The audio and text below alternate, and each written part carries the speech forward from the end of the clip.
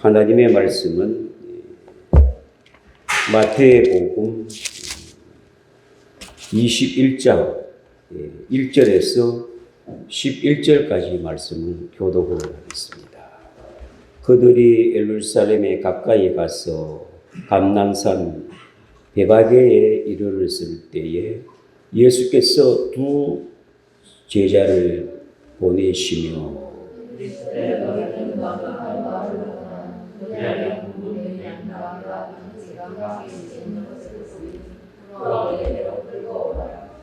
만일 누가 무슨 말을 하거든 주와 서시겠다고 하라. 그리하면 즉시 보내리라 하시니.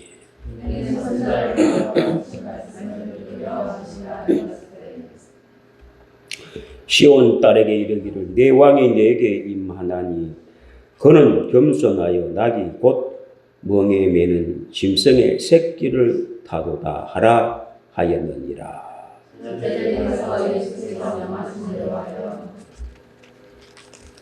나귀와 나귀 새끼를 끌고 와서 자기들의 겉옷을 그 위에 얹음에 예수께서 그 위에 타시니 무리의 대다수는 그들의 겉옷을 길에 펴고 다른 이들은 나무가지가세요 길에 펴고 앞에서 가고 뒤에서 따르는 무리가 소리 높여 이르되 호산나 다윗의 자손이여 찬송하리로다. 주의 이름으로 오시는 이여 가장 높은 곳에서 호산나 하더라. 예수께서 예루살렘에 들어가시니 온 성이 소동하였는데 이들은 누구냐. 다 같이 합독하겠습니다. 무리가 이르되 갈릴리 나사렛에서 나온 선지자 예수라 하니라. 아멘. 오늘은 종료주일이며 고난 주간입니다. 그래서 말씀의 제목은 말씀의 메인 나귀 새끼처럼이라는 주제가 되겠습니다. 종교주일은 어떻게 생겨났느냐 하면 예수님이 3년 6개월 사역을 하시고 일주일 남겨놓고 800년 전에 스가랴 선지자가 구주에 대하여 예언을 해놨습니다. 구주가 오고 임금이 오셔서 나귀 새끼를 타고 예루살렘에 입성한다 하는 예언이 800년 전에 스가랴 선지자를 통하여 예언해 두은 그 말씀을 이루기 위하여 주님이 나귀 새끼를 타고 예루살렘에 입성을 하게 됩니다. 나귀 새끼를 타고 예루살렘에 입성한다는 것은 죄인들을 천국으로 이끌어 가신다는 하나의 의미입니다. 이 나귀 새끼는 그 선지자가 예언한 그때부터 어떤 믿음의 사람이 나귀와 나귀 새끼를 늘 해마다 준비를 했습니다. 6월절이 오면 언제 오실지 구주가 나귀와 나귀 새끼를 타고 가시니 우리가 준비하리라 사명감을 갖고 준비를 했습니다. 1년도 아니고 10년도 아니고 100년도 아니고 800년이 넘게 자자손손대대로 사명을 갖고 6월절이 오면은 나귀와 나귀 새끼를 집 앞에다 딱 매놓습니다. 대단한 사람 아니겠습니까? 그것을 아시고 주님이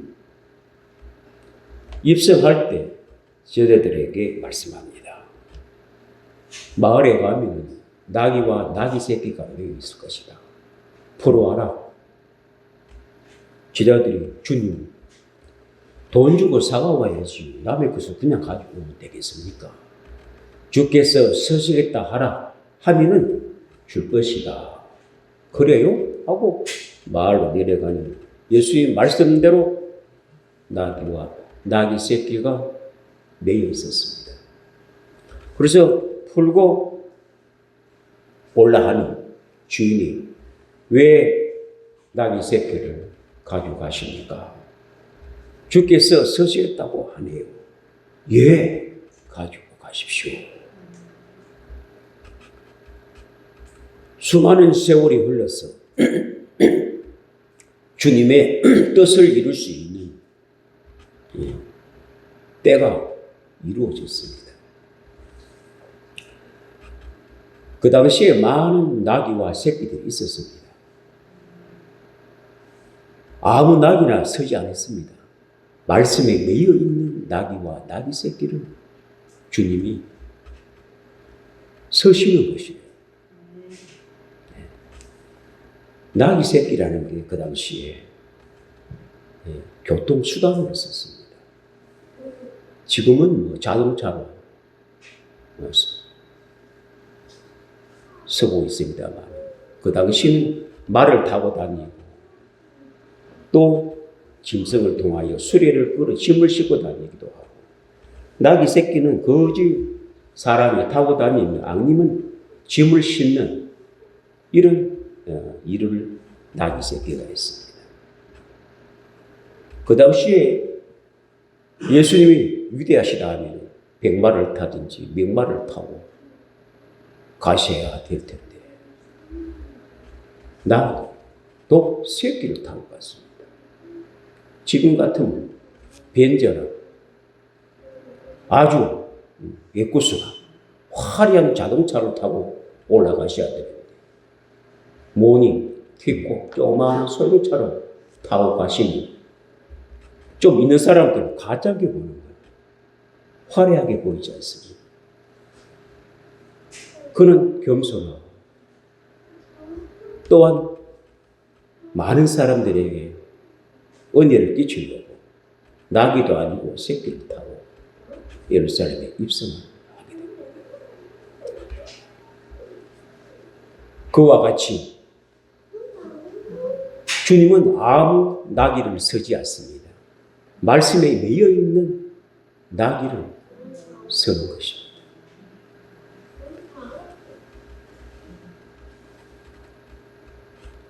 사람도 그렇습니다. 아무나 서는 게 아니고 하나님의 말씀에 매여 있는 그 자는 때가 되면 서시는 겁니다. 오늘 성경에 나오는 인물들을 우리가 한번 보겠습니다. 말씀에 매여 있고 하나님께 속한 사람이 있는가 하면 말씀에 매여 있지 않고 하나님께 속하지 않는 사람이 있습니다. 두 분류가 어떻게 되는지 살펴볼까 합니다. 첫째, 믿음의 조상 아브라함. 아브라함은 하나님의 말씀에 속하고 말씀에 매여 말씀을 쫓아갔습니다. 아브라함을 부를 때 본토와 친척과 아비 집을 떠나 내가 지시하는 땅으로 가라. 하나님과 어떤 약속을 언약을 합니다. 그 말씀을 매여서 그 말씀을 준행하여 쫓아갔더니 창대한 사람이 되지 않습니까? 그러나 아브라함이 나올 때 조카 롯은 하나님의 말씀에 매여 있지 않았습니다. 하나님의 언약이 없었습니다. 그냥 삼손 따라 나왔습니다. 자기 임의대로 살았다 이 말이에요. 그 언약이 없고 하나님의 말씀에 속하지 않고 말씀에 매여 있지 않는 그는 소돔과 고모라를 택했습니다. 그는 소돔과 고모라에서 멸망당할 때 아브라함이 간절한 기도로 말하며 그 조카 롯을 구해 주었습니다. 자기 부인하고 딸 둘이하고 사위는 고모라 성에 있고 자기 부인은 나오다가 미련해서 뒤를 돌아보다가 소금 기둥이 되고 그 두 딸과 아비는 먼 곳에 갔어. 불근으로 말미암아 자식을 낳아. 그게 암몬 자손이고 모압 자손. 거기는 예수님 당시도 거기를 복음도 안 지냈습니다. 저주받은 땅이라. 말씀에 매여 있는 자와 말씀에 매여 있지 않는 자는 결과가 보장이 없는 거예요. 말씀에 매여 있는 자는 보장이 있습니다. 두 번째, 그 아들 이삭은 어떻습니까? 하나님의 말씀에 매여 있었습니다. 언약이 있었습니다. 내 아버지의 약속을 너를 통하여 이루겠다. 그 언약에 있는 이삭은 모리아산에서 자기 목숨 하나 하나님 앞에 순종하여 믿음으로 드렸더니 하나님 믿음으로 받으시고 그 아들 이삭에게 손대지 말라. 내가 예비된 수양이 있다. 그 수양을 번제물로 드리라. 그 수양이 곧 예수님이시거든. 아브라함이 아들을 내놨더니 영원하신 그 아들을 이 땅에 주셔서 온 인류를 구원하시는 하나님의 큰 사랑은 이삭을 통하여 이루어진 것을 볼 때 이삭은 그 순종함은 함으로 말미암아 고생하지 않고 농사를 지면 백비의 결실을 맺고 가는 곳마다 땅을 파면 우물이 나왔습니다. 중동에서 물이 나온다는 것은 보통 축복이 아닙니다. 또 뺏어가면 또 파면 또 우물이 나오고 또 땅을 파면 또 우물이 나오고 그렇게 복을 받은 이삭은 말씀에 매여 있었다는 거죠. 하나님의 언약이 있으니까 가는 곳마다 잘 되는 역사가 있었습니다. 그러나 이스마엘은 어떤 사람입니까? 나 같은 아브라함의 아버지고 어머니가 달라요. 이삭은 살아있어 나고 이스마엘은 척, 하인, 하갈 몸에서 난 아들 이스마엘입니다. 그는 말씀에 매여 있지 않았습니다. 하나님의 언약이 없었습니다. 하나님 말씀에 속하지 않았습니다. 말씀을 준행하지 않았습니다. 자기 힘으로 살았습니다. 그래서 그를 뭐랍니까? 덜락이라고. 덜락이는 주인이 없다는 거죠. 말씀에 매여 있다는 것은 주인이 있다는 겁니다. 언약의 하나님이 그 주인이 그 약속을 이루면 끝내는 영원한 복을 주시라고 약속을 하신 하나님이 계신다는 것이죠. 그러나 이스마엘은 덜나게 되어서 이 땅에서 잘 먹고 잘 살 수는 있으나 영원한 천국의 보장이 없는 것입니다. 예수가 없다는 것이죠. 하나님의 언약이 있는 자는 예수 그리스도가 있습니다. 이삭도 예수 그리스도가 있습니다. 그러나 조카 노릇은 예수님이 없습니다. 예수님에 대한 언약이 없습니다. 메시아에 대한 언약이 없습니다. 이스마엘에게도 그런 언약이 없습니다. 야곱은 어떻습니까? 하나님의 말씀이 매여 있었습니다. 하나님의 말씀대로 준행하고 그 언약의 말씀이 야곱에게 너를 통하여 메시아 예수를 보내주겠다는 언약이 있었습니다. 그러나 에서는 어떻습니까? 그런 언약이 없었습니다. 말씀에 매여 있지 않았습니다. 임의로 살았습니다. 그래서 덜 사람이라고 말합니다. 주인이 없다는 거예요.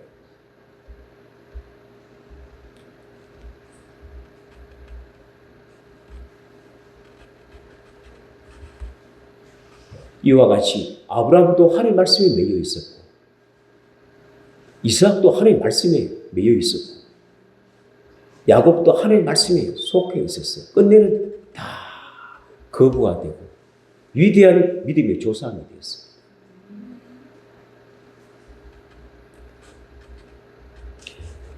그 아들 11번째 아들은 요셉은 어떻습니까?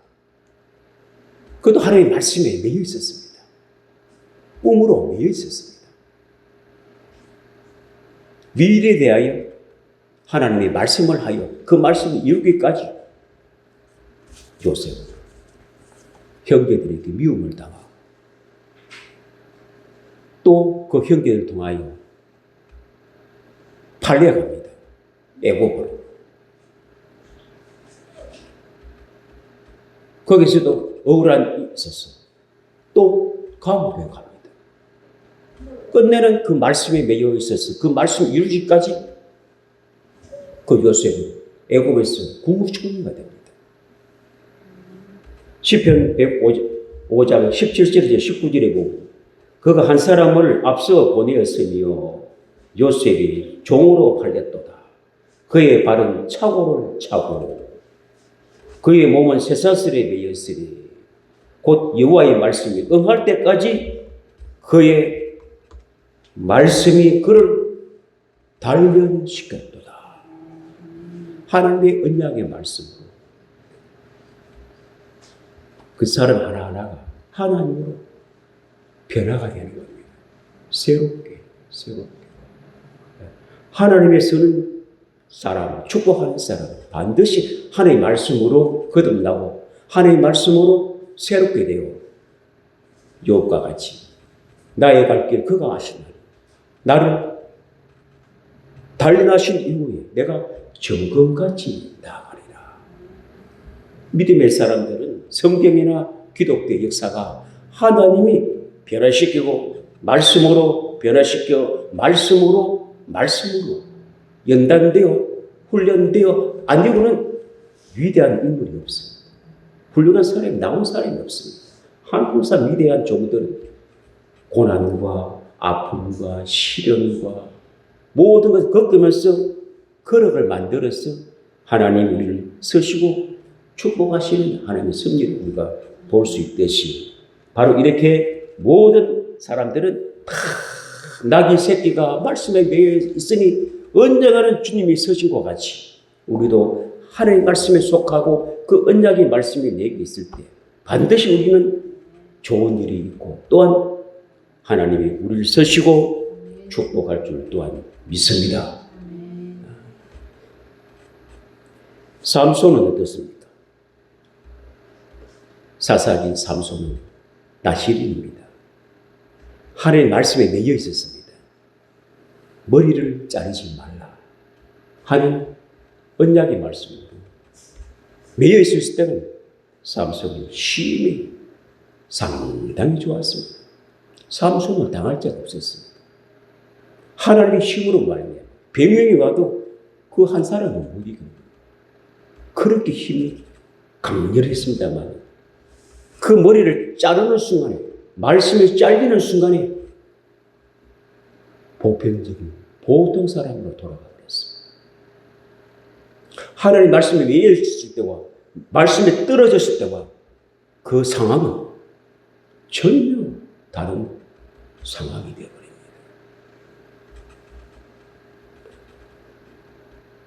또한 다윗과 사울 왕을 비교해보면 또 그렇습니다.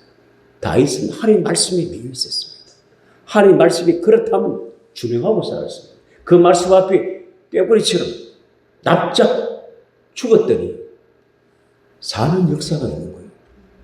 하나님 말씀 앞에 그렇다면 내가 죽으면은 사는 역사가 일어납니다. 말씀 앞에 안 죽음으로 말미암아 내가 못 사는 거예요. 하나님 말씀의 언약의 말씀이 내 생명처럼 여기고 그 말씀에 내가 매여 있으면 언젠가는 나를 쓰시고 축복하신다는 이런 믿음을 가질 때 하나님은 왕을 만들기도 하고 위대한 사람을 만들기도 하고 축복하기도 하고 사울은 왕이었습니다. 사무엘 선지자가 이렇게 말합니다. 왕이여 아멜렉 군대와 전쟁하면 하나님이 싹 이기게 해주십니다. 그런데 전쟁 나가서 노소할 것 없이 다 진멸하셨어요. 그 아말렉 군대는 늘 하나님을 대적하는 군대이기 때문에 씨를 다 말라버려요. 짐승까지 싹 다 소멸을 시키게 했어요. 그런데 노소는 사람은 다 멸했습니다. 그런데 짐승은 멸하려고 할 때 그 신하들이 왕이요. 짐승은 자산입니다. 자원입니다. 이거 가져가서 하나님 앞에 제사 드리면 제물을 드리면 얼마나 좋습니까? 왜 이거를 다 멸하려고 합니까? 그 신하의 말을 들어보니 맞네. 그리고 그 모든 짐승들은 다 자원을 가지고 있습니다. 사무엘 선지자가 짐승 소리를 들으면서 왕이요 하나님이 짐승도 다 멸하라고 했는데 왜 여차 이래서 내가 자원을 쓰려고 제사 드리려고 내가 제물을 드리려고 가져왔습니다. 하나님 말씀에 순종을 해야지. 하나님 말씀에 순종하지 아니함으로 왕은 패하여 버림을 당합니다. 그대로 버림을 당했지 않습니까? 그 다윗이 왕이죠. 이와 같이 말씀에 매여 있고 말씀에 안 매여 있는 것은 완전히 생명과 사망이 갈라지는 이런 역사들이 있습니다.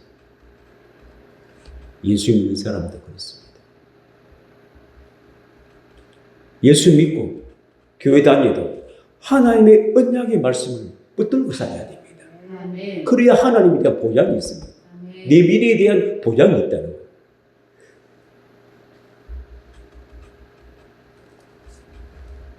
신약에 보십시오. 가룟 유다가 있고 베드로가 있습니다. 가룟 유다는 말씀에 매여 있지 않았습니다. 똑같이 제자로서 예수님 설교를 들었습니다. 그런데 설교를 담지를 못했습니다. 건성으로 들었습니다. 그 안에 무슨 언약이 있는지, 무슨 생명이 있는지 거기에 대한 관심이 없었어요. 도리에 관심이 있었어요. 말씀이 내 안에 또 담아있지 아니함으로 생각이 안 나는 거예요. 그러나 베드로는 말씀에 매여 있었습니다. 아멘. 말씀을 담고 있었어요. 아멘. 어떻게 복음할 수 있습니까? 5,000명이 큰 이적으로 떡과 고기를 먹고 12바구니가 남는 큰 기적을 경험했던 5,000명이 또 주님을 만나고자 그 떡 먹고 배부른 그것을 다시 한번 보고 싶어서 주님을 찾아왔을 때 주님이 실상 말씀을 합니다. 그저께 떡은 먹어도 죽어. 그러나 내가 주는 떡은 영원히 죽지 않는 떡이야. 세상에 주는 물은 먹어도 언젠가는 죽어. 내가 주는 물은 영원히 죽지 않아. 내 피를 마시고 내 살을 먹는 자는 영원히 살리라. 주님께 와서 그 말씀에 대한 이해를 못하고 자기 피를 마시라.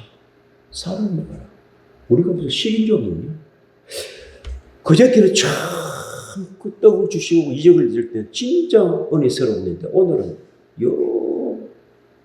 이분을 따라가다가 큰일 나고 다 가버렸어. 다 가버렸어.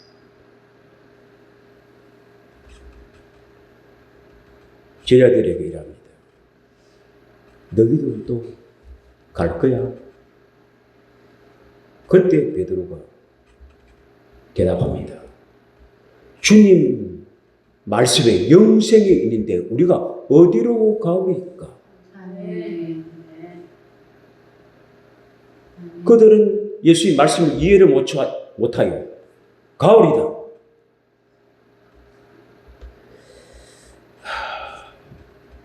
재밌는 이야기 하나 해볼게요. 옛날에요, 바다 밑에 왕님이 살았어요. 공주가 결혼을 하게 됐어요. 그래서 물고기들마다 청첩장을 다 보냈어요. 어느 날 12시까지 와라. 결혼식이 12시. 1분 늦어도 문 닫아버린다. 그래야 모든 물고기들이 요왕님 딸 공주가 결혼식을 하는데 지각했다면 큰일 나거든요. 그래서 지각을 안 하려고 일찍이 준비해가지고 11시 반까지는 다 들어왔어요. 혹시라도 늦으면 큰일 나니까. 12시 5분이 다 5분 전쯤 됐는데 저 멀리서 물고기 한 마리가 허버덕 지각하기 딱 좋죠.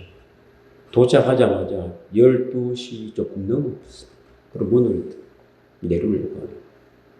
용왕님, 2, 3분 늦었다고 문을 닫습니까? 봐주세요. 아니야. 약속은 약속이야. 그러면서 요한님이 저 물고기 이름이 뭐냐? 이름 없습니다. 이름도 없는 것이 지각을 하네. 그때 그 물고기가 언짢았어요. 아니, 몇 분 늦었는데도 들려주면 될 텐데 문을 내리시다니 하면서 화가 나가지고 싹 돌면서 가오리다. 그러니까 그 용왕님 저 이름 없는 물고기를 가오리라 하라. 그래서 여러분들이 가오리다. 가오리다. 자, 예수의 말씀은 이해를 못하면 어떻게 된다? 가오리다. 베드로 어디로 가오리까? 다와 까에 생명이 갈라집니다. 예수님은 가오리다. 생명이 끊어집니다. 어디로 가오리까? 베드로같이 주님 우리가 어디로 가오리까? 영생의 말씀이 있는데 이 베드로는 결론적으로 어떻게 됩니까? 자, 베드로도 주님을 3번 부인합니다. 주님이 잡히시던 날 한당이 되면 자기도 죽어요. 주님이 뒤를 보고 가면서 당신도 주님과 함께 제자가 아니요. 아니요. 내가 봤는데 아니요. 3번이나 부인을 합니다. 저주까지 해요. 자기 선생님.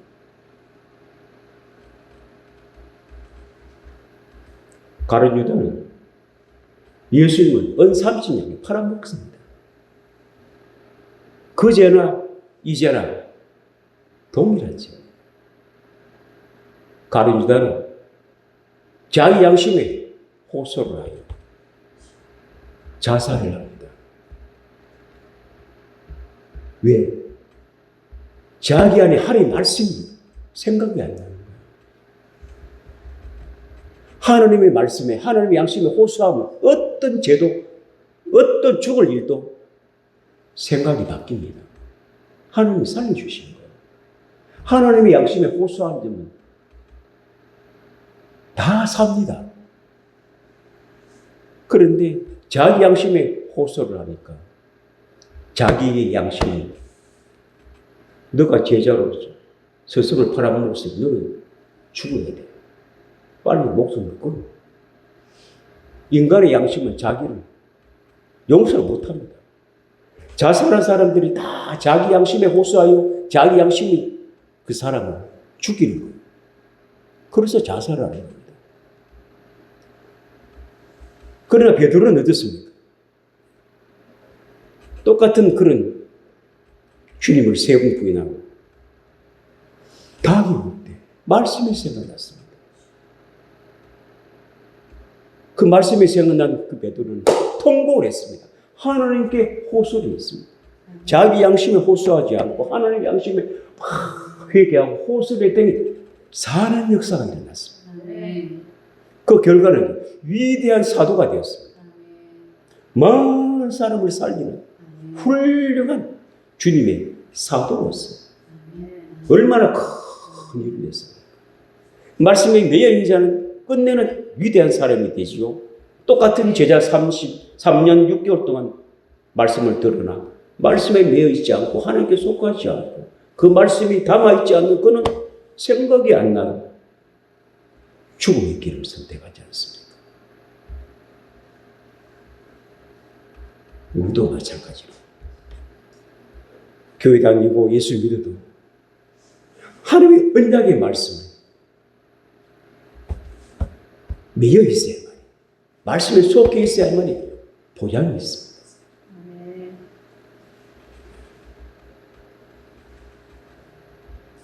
우리에게 예수님을 믿고 우리에게 뭘 주었습니까? 복음을 주셨어요. 복음에는 하나님의 언약이 있습니다. 그러나 예수님 믿고 복음도 모르고 교회 왔다 갔다 말씀에 매여 있지도 않고 무슨 언약의 말씀을 주는지도 모르는 이런 믿음으로 산다면 마지막에 무엇으로 보장합니까? 하나님이 보장이 안 된다.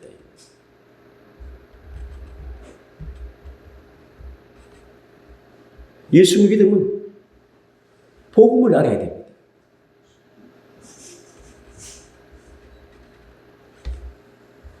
예수님이 권위라면, 그는 영원한 생명이라면, 그는 하나님 어린 양이라면, 온 인류를 구세주라면, 복음은 그에 대한 설명서입니다. 복음은 하나님의 설명서입니다. 그분은 어떤 분인지, 왜 우리를 위하여 죽으시는지, 왜 피를 흘려주시는지, 그에 대한 설명을 쫙 했습니다. 여러분, 전자제품이 있지 않습니까? 예를 들어서 냉장고 300만원짜리 하나 샀어요. 10년이나. 아무도 써본 사람이 없어요. 그럼 아무도 사용하는 방법을 모릅니다. 그러면 그 기술자에게 사용하는 방법을 듣고 배우기나 아니면 사용 설명서를 써야 돼요. 그 설명서를 다 읽고 터득하여 저놈이 무엇이며 무엇을 눌려야 되고 다 쓸 수 있지만 사용 설명서도 모르고 설명서도 없고 그냥 하나 샀으면 사용을 못하면 그거 있으나 마나. 사용 설명서도 모르고 아무 데나 눌리면 얼마 써서 고장나버려요. 예수님 믿고 오시면서 복음의 사용 설명서를 모르면 믿으나 마나. 믿으나 안 믿으나 똑같아요. 하나님의 말씀의 복음을 모르면 교육이 나오나 안 나오나 똑같은 거예요. 그래서 하나님의 말씀 안에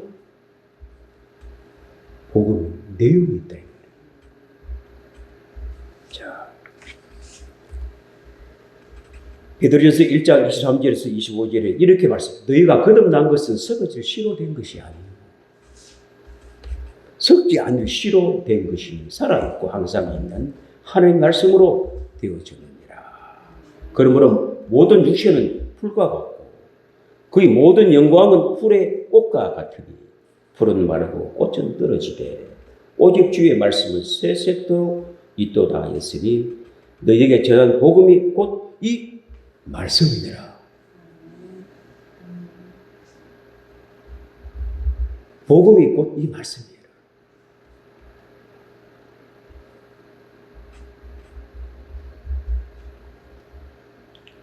우리는 다 언약의 약속의 말씀을 몰라도 하나만큼 꼭 기억하고 담아 있어야 됩니다. 내 죄를 위하여 예수님께서 2000년 전에 십자가에 피 흘려주신 새 언약, 2000년 전 내 죄를 위하여 인류를 위하여 십자가에 피 흘려주신 새 언약을 믿고 그 말씀에 매여 있어야 됩니다. 다른 것은 기억을 못해도 이거 하나만큼은 예수 믿고 교회 다니면서 2000년에 예수님께서 우리 죄를 위하여 십자가에서 피를 준 새 언약을 그 언약에 딱 매여 있다면 하나님은 우리를 반드시 찾아오십니다. 축복해 주십니다.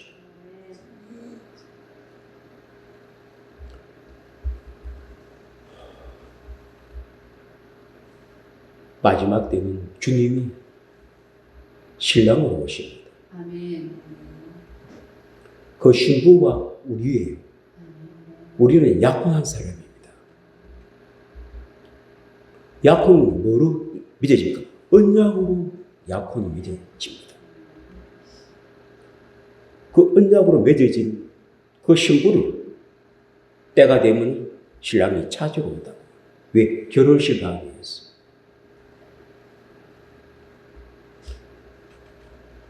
이스라엘의 문화에 신랑과 신부가 결혼식을 하는 걸 보면 그래요. 신랑이 신부와 약혼을 하기 위해서는 신랑이 포도주를 하나 따랐습니다. 그럼 아가씨가 그 처녀가 그 신랑의 포도주를 마시면 약혼하겠다고 허락하는 겁니다. 그러고 나면은 그 신랑은 때가 되면은 그 신부를 찾아옵니다. 그와 같이 우리 믿음의 사람들도 그런 언약의 말씀을 갖고 있어야만 마지막 그때 주님이 우리를 찾으러 오시는 겁니다. 말씀에 매여있는 나귀처럼 때가 되니 주님이 서시고 찾아왔어. 우리도 주의 말씀에 매여있고 주의 말씀에 담아져 있고 하나님의 말씀에 속해 있다면 이 땅에도 복을 주시고 또한 영원한 생명까지도 주시는 것이 하나님이 우리와 약속으로 맺어져 있다는 것을 아시고 항상 주의 말씀에 자신을 살피시고 하나님의 말씀에 내 목숨보다 더 귀하게 여길 때 여러분들은 살아있는 존재, 그 말씀이 여러분을 주관해 주셨어. 그 말씀 인도해 주셨어. 여러분들이 이 땅에도 잘 되고 영원한 천국까지 보장해 준다는 것을 꼭 믿으시고 오늘에 있는 이 약속의 말씀과 같이 주님의 마지막 일주일을 향해 놓고 시행한 이 사건 나의 새끼를 타고 예루살렘에 입성하듯이 우리 죄인들을 통하여 영원한 천국으로 이끌어 주시는 그 주님을 사랑하시고 또한 감사하시고 믿음으로 사시기를 주의 이름으로 축복합니다.